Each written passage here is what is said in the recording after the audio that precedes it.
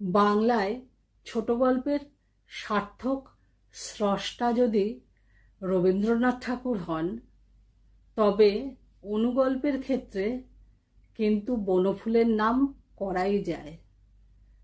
আমার মনে হয় যে বনফুল প্রথম বাংলা অনুগল্প সার্থকভাবে লিখেছিলেন। অবশ্য ভিন্নজনে ভিন্ন মত পোষণ করতেই পারেন। আজ বনফুলের লেখা নিম গাছ পাঠ করে শোনাচ্ছি। বনফুল বলাই চাঁদ মুখোপাধ্যায়। কেউ ছালটা ছাড়িয়ে নিয়ে সিদ্ধ করছে, পাতাগুলো ছিঁড়ে শিলে পিষছে, কেউ বা ভাজছে গরম তেলে। খোস, দাঁত, হাজা চুলকুনিতে লাগাবে। চর্মরোগের অব্যর্থ মহৌষধ।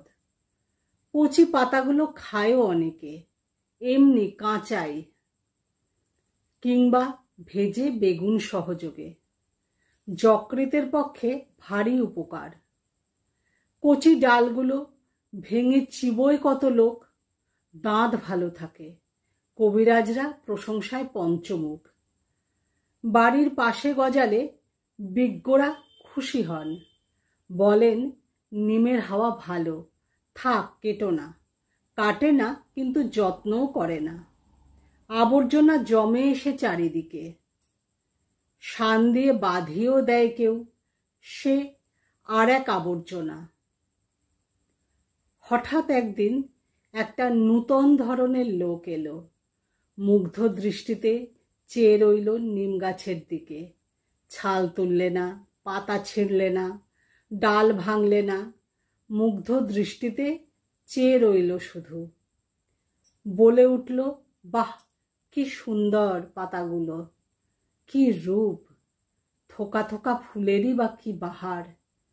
এক ঝাঁক নক্ষত্র নেমে এসেছে যেন নীল আকাশ থেকে সবুজ সায়রে। বাহ।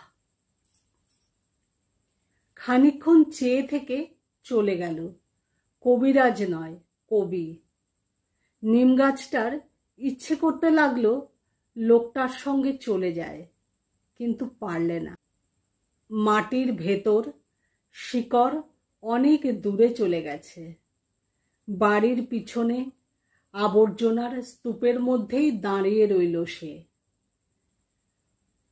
ওদের বাড়ির গৃহকর্ম নিপুণা লক্ষ্মী বউটার ঠিক এই দশা। নমস্কার।